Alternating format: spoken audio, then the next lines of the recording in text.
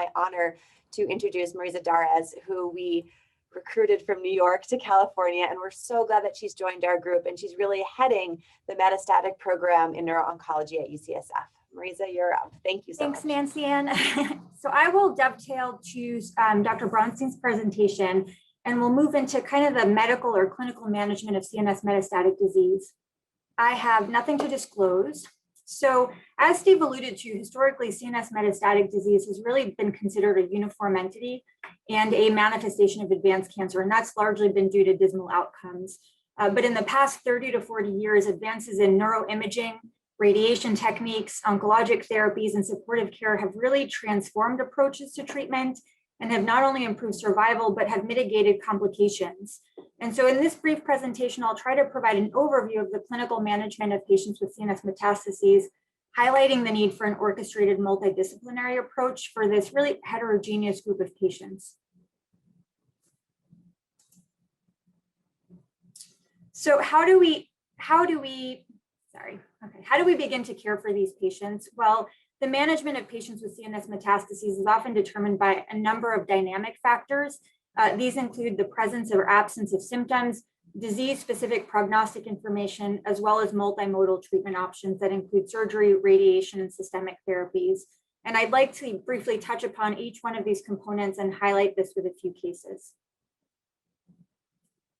So we'll start with symptomatic management. While MRI scans are now more frequently performed as part of routine staging, and patients can be asymptomatic, a large proportion of patients with CNS metastases present with a range of neurologic symptoms, and these can include stroke-like symptoms or seizures, subacute progressive headaches, or more indolent neurocognitive deficits that have been reported, in fact, in up to 90% of patients even prior to treatment. The mainstay of symptomatic management includes corticosteroids and anti-epileptic drugs. Typically, dexamethasone is used to manage peritumoral edema and to reduce high levels of intracranial pressure, with doses ranging anywhere from 4 to 16 milligrams, really depending on the severity of symptoms. Attempts to taper and discontinue within 2 weeks of initiation are recommended to minimize the negative effects of chronic steroid use, as well as the potential impact these medications can have on immunotherapeutic strategies. Anti-epileptic drugs are routinely used to manage seizures, but it's important to note that prophylactic use of anti-epileptic drugs in patients without a history of seizures has not shown immediate or long-term benefits, so that's not routinely done or recommended. And lastly, I do want to note that patients with leptomeningeal disease can present really with a unique set of symptoms that can include cranial neuropathies or other peripheral neuropathic symptoms, and symptoms related to elevated intracranial pressure. And in addition to steroids and anti-epileptic drugs, shunting can be an important part of symptomatic management. Prognostic factors also have a significant implication for guiding treatment decisions, and initial classification schemes such as the RTOG-RPA and graded prognostic assessment, or GPA, stratified patients based on age, KPS, the extent of extracranial disease, and the number of brain metastases. In more recent years, disease-specific GPAs have been developed that emphasize really the variability in survival across patients with distinct primaries. And with the identification of relevant and targetable molecular alterations, molecular markers have continued to refine these classification symptoms. And as an example, in patients with non-small cell lung cancer, the median estimated overall survival for the best prognostic class is 14.8 months using the lung cancer specific GPA, and it's 46.8 months with a GPA for lung cancer that includes molecular markers. So for that reason, ongoing efforts to refine prognostic tools really remain key in guiding treatment selection, stratification variables for clinical trials, and for guiding end-of-life decision-making. So the therapeutic armamentarium really involves multimodal therapies that are tailored to specific patient needs.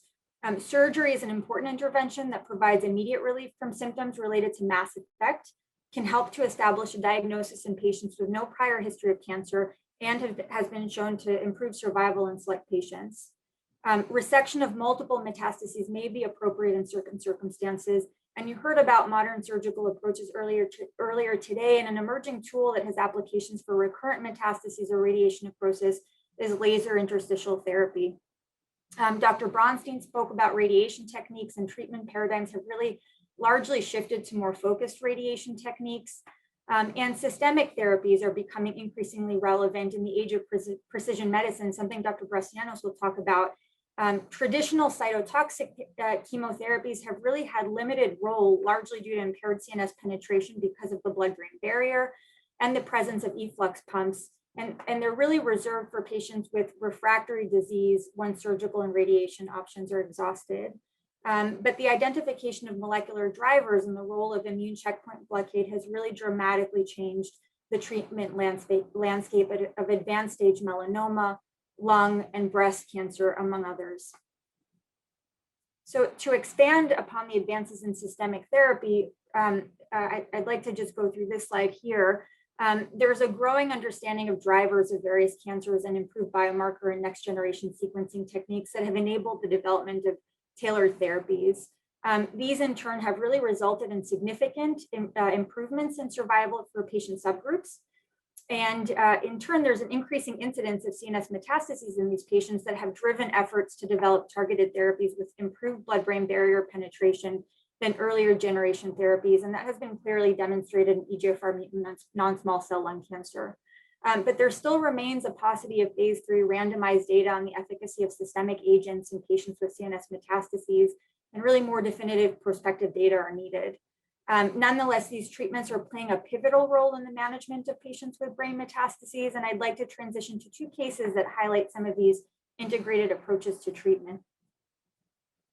So the first patient is a 66-year-old woman with an EGFR mutant non-small cell lung cancer.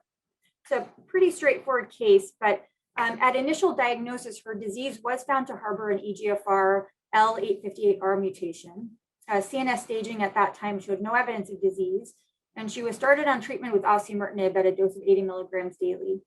About a year after initiation of treatment, she presented with progressive cognitive symptoms that she described as short-term memory difficulty, difficulty with multitasking, and an MRI of the brain showed multiple punctate metastases.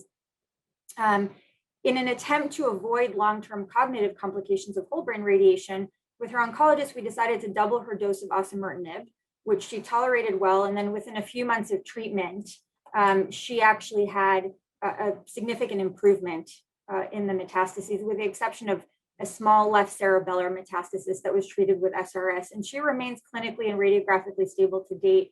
And while traditionally this is somebody who would have received whole brain radiation therapy, we've been able to defer it and avoid some of the more profound impacts on her quality of life. The next case is of a 40-year-old woman with a BRAF mutant melanoma. So this follows a bit of an unusual or unique treatment course. So she was initially diagnosed with localized disease that recurred 9 years afterwards and was widely metastatic, found to harbor a BRAF V600E mutation. She began treatment with ipilimumab and nivolumab that was complicated by pneumonitis within 6 months of initiation of treatment. And her treatment was changed to dabrafenib and trametinib, targeting the BRAF mutation that she had. She remained on that for about 12 months, at which time she reported new onset left arm numbness and visual symptoms, and was found to have punctate brain metastases, many of which were along the sulci, and had a linear kind of leptomeningeal appearance. So an LP was performed and it confirmed the presence of malignant cells, and she began treatment with intravenous nivolumab, with IV nivo in combination with BRAF and her BRAF and MEK inhibitors.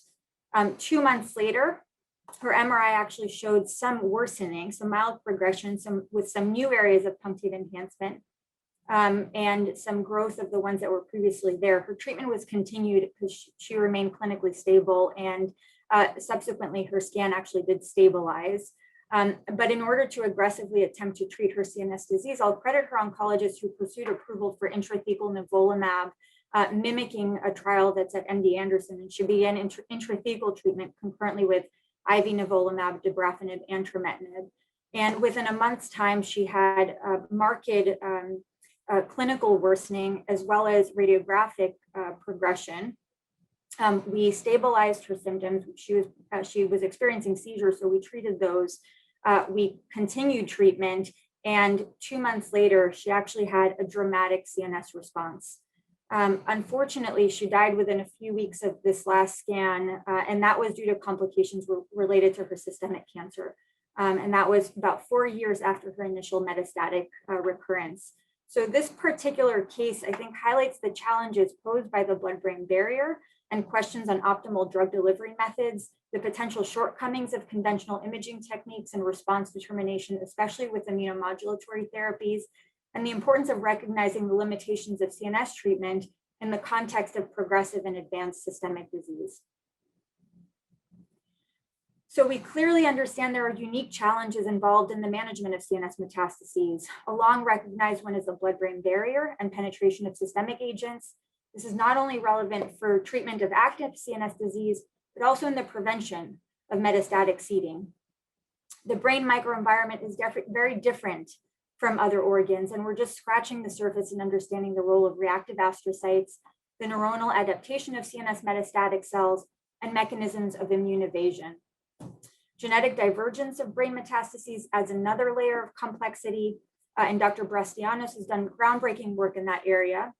And in trying to identify targeted therapies for these patients, we really need to be more rigorous in evaluating the genetic signatures of brain metastases, either through surgical specimens or liquid biopsy techniques.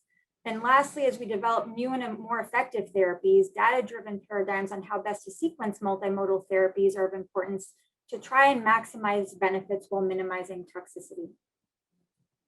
So I'd like to finish with this slide to highlight that a multidisciplinary approach has become increasingly relevant with the growing complexity of care of patients with CNS metastases. It is key for expediting patient access to care and for integrating treatment decisions that also include a focus on quality of life and symptom management. And it is also important in facilitating consistent assessments of molecular tumor signatures and for tissue banking, which can then inform biomarker development and animal modeling, and which undoubtedly will continue to expand our understanding of this disease process and therapeutic options for these patients. And with that, I'd just like to thank everyone for their attention and all my colleagues here at UCSF